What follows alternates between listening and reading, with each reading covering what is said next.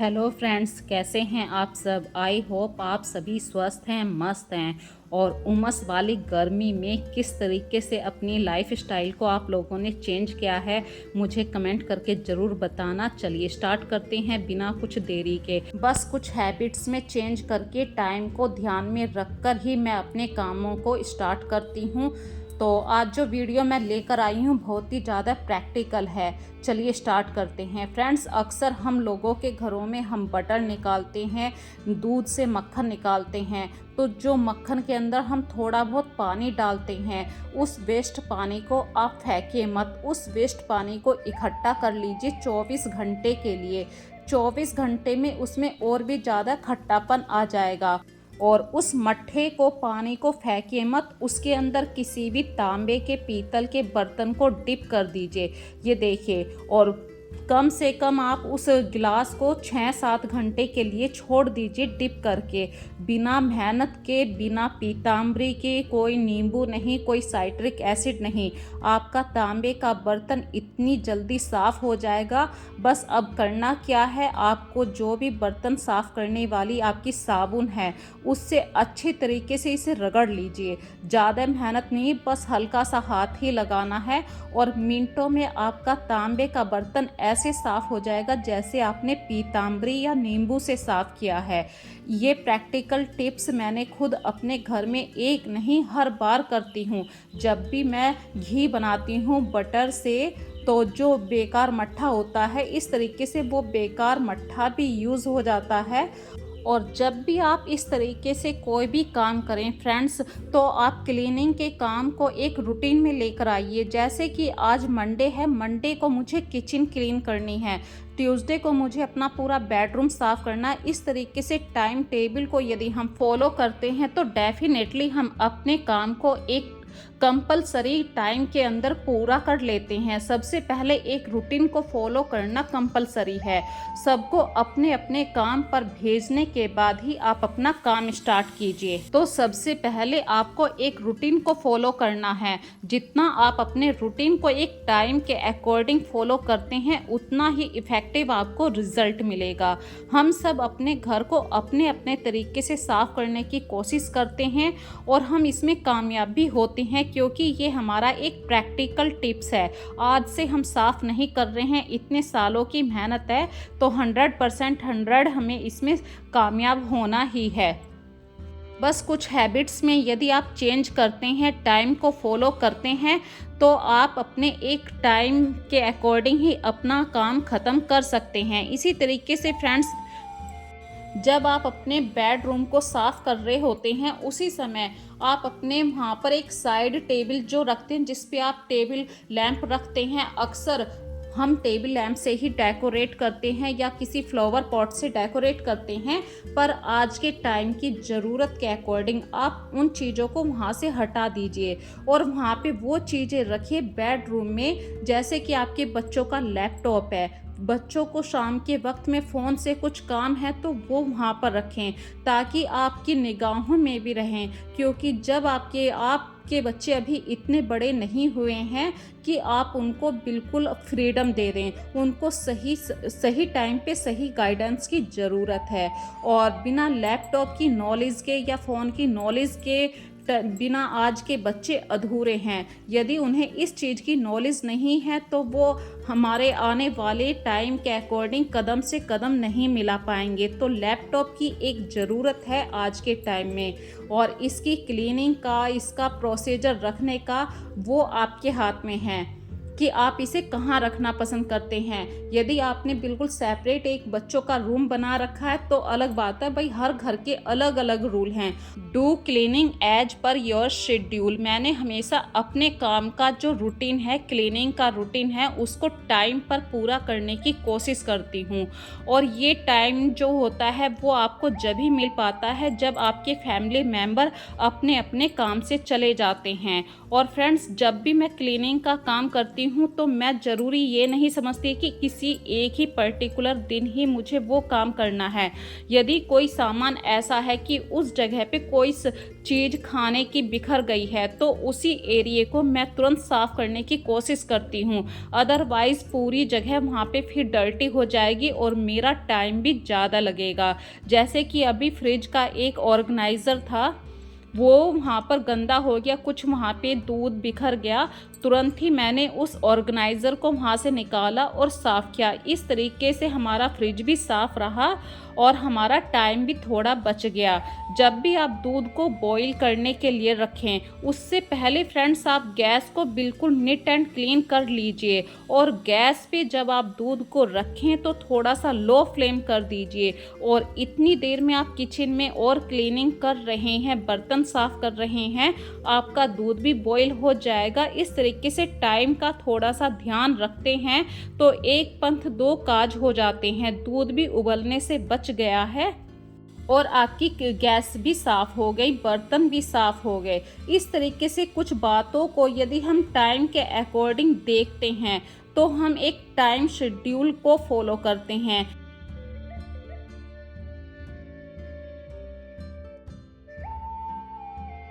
और लाइफ हो या घर हो, इसमें कुछ ना कुछ चेंज ज़रूर करना चाहिए, क्योंकि यदि हम एक जैसी लाइफ जीते रहते हैं तो यहाँ पे बोरियत भी हो जाती है। जैसे कि संडे को आउटिंग के लिए जाना, मंडे को आपने किचन क्लीन करा, ट्यूसडे को उसमें कुछ डेकोरेशन डाल दीजिए, वेडनेसडे को आप अपनी ग्रोसरी फिलअप करिए, थर्सडे को या फ्राइडे को डीप क्लीनिंग करिए, क्योंकि किचन में सबसे ज़्यादा पानी का यूज़ होता है और पानी की वजह से गंदगी इकट्ठी होती है। तो अपने सिंक एरिया को एक पर्टिकुलर दिन दीजिए कि इस दिन मुझे अपना सिंक एरिया बिल्कुल नीट एंड क्लीन रखना है। वैसे तो आप देखिए नॉर्मल अपने एक दिन में 3 बार सिंक साफ़ करते हैं, लेकिन जो डीप क्लीनिंग वाली बात होती है उस दिन सिंक को आपको थोड़ा सा टाइम देना पड़ता है। उसमें आप विनीगर डाल सकते हैं, नींबू डाल सकते हैं, एसिड डाल सकते हैं।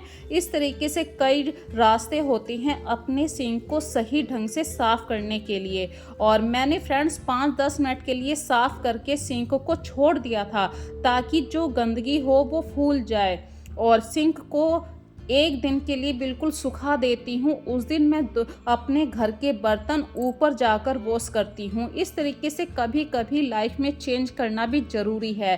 कहते हैं ना कि किसी काम को यदि हम लगातार करते रहते हैं तो उस काम से हमें बोरियत होने लगती है। और जब मैं अपने एक दिन के बर्तन दूसरी जगह धोती हूँ और नेक्स्ट डे उस किचन को यूज़ करती हूँ तो इस तरीके से देखिए मेरी किचन एक चमचमाती हुई दिखाई देती है। मेरा मन लगता है इस किचन में काम करने के लिए। और फ्रेंड्स, जब भी आप अपने कपड़ों को फोल्ड करें, इसके लिए भी मैं एक छोटी सी बात बता रही हूँ। वैसे आप सब लोग जानते हैं, जब भी आप कपड़ों को फोल्ड करें, जैसे ही तार से उतार कर लेकर आए हैं तुरंत उन्हें फोल्ड कर दीजिए।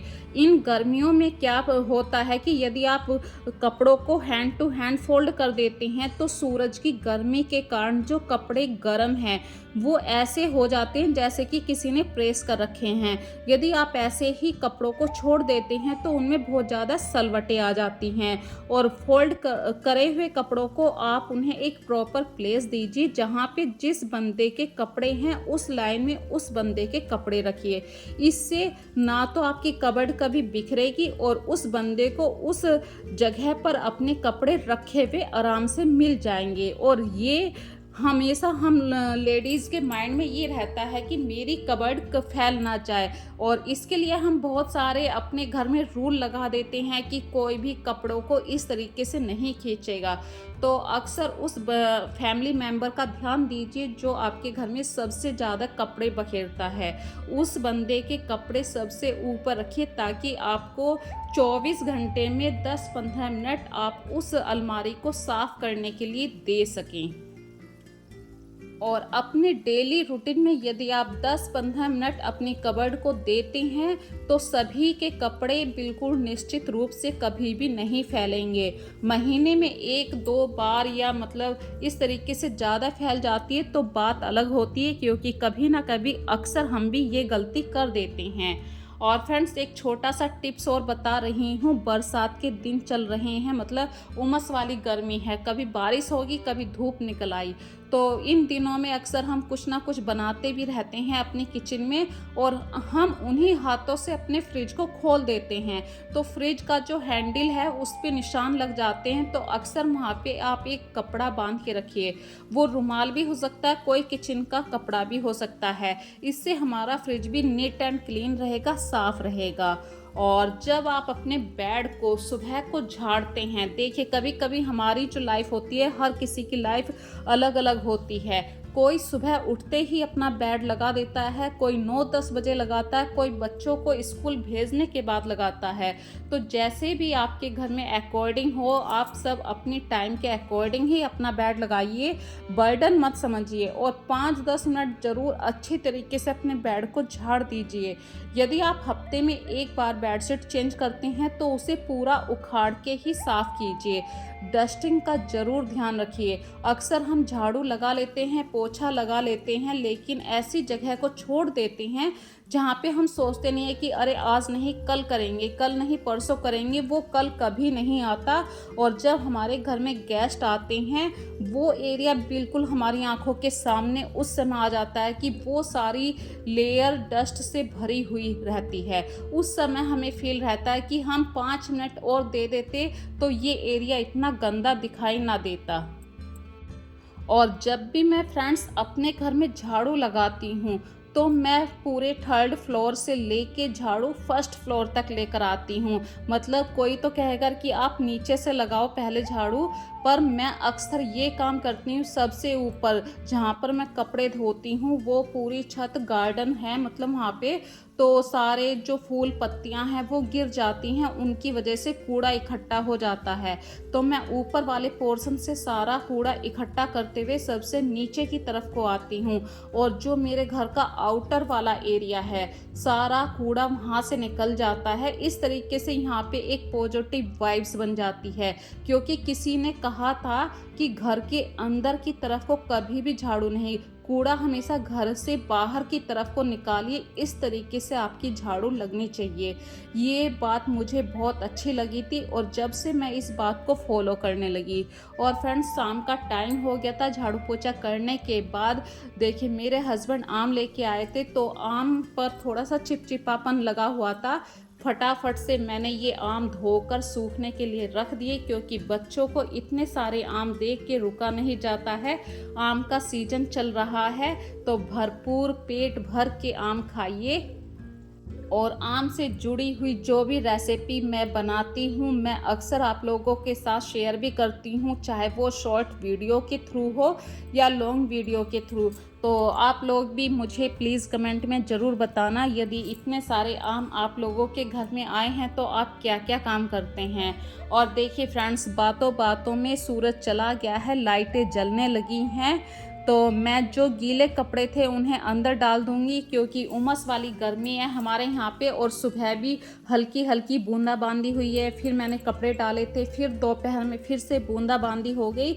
मतलब ऐसा नियम चल रहा है पिछले कई दिनों से, हल्की हल्की बूंदाबांदी हो जाती है, कपड़ों को भिगो के चली जाती है, और इसी कारण कपड़े पूरे सूख नहीं रहे हैं। बादल चारों तरफ छाए हुए हैं, तो अच्छी बात है, लेकिन उमस ज़्यादा है, गर्मी ज़्यादा पड़ रही है। और कुछ काम आप ऐसे होते हैं कि आप यदि रात में करके सो जाते हैं तो सुबह को आपको भागम भाग नहीं करनी पड़ती है। जैसे कि रात में बच्चों की ड्रेस को प्रेस करके रख देना, हस्बैंड के कपड़े प्रेस करके रख देना, क्योंकि ये जो काम है ये आपको बहुत ही टाइम को कंज्यूम करते हैं। भाई कम से कम एक बंदे के कपड़ों पे प्रेस करने के लिए आपको 5 मिनट चाहिए, और सुबह को 5 मिनट बिल्कुल नहीं मिल पाती हैं, क्योंकि 8 बजे से पहले पहले सभी को ऑफिस या स्कूल जाना होता है। तो कुछ बातों को यदि आप रात में ही फॉलो कर लेते हैं, इससे आपका टाइम शेड्यूल भी बहुत इजीली हो जाता है। तो चलिए फ्रेंड्स, अब करते हैं अपनी वीडियो का लास्ट। यदि आज की वीडियो में आपको कोई भी बात पसंद आई है तो प्लीज़ मुझे कमेंट सेक्शन में ज़रूर बताना। और कुछ छोटी छोटी सी बातें जैसे शाम का दिया जलाना, बच्चों के लिए रात में मतलब यदि हल्की भूख है तो ड्राई फ्रूट्स उतने ही भूना करती हूँ, क्योंकि घी की महक हो जाती है। यदि रखे हुए ड्राई फ्रूट्स हैं और बच्चों ने आज नहीं खाए, कल नहीं खाए, तो 3-4 दिन में उन ड्राई फ्रूट्स का टेस्ट चला जाता है। तो मैं अक्सर उतने ही ड्राई फ्रूट भूना करती हूँ जितने बच्चे उस समय खा लें। तो ये एक छोटा सा टिप्स अब मैंने आप लोगों के साथ शेयर किया था। मेरी वीडियो को ज़्यादा से ज़्यादा अपना सपोर्ट दीजिए। फिर मिलेंगे एक नए कॉन्सेप्ट के साथ। तब तक के लिए फ्रेंड्स अपना ध्यान रखिए। Bye bye.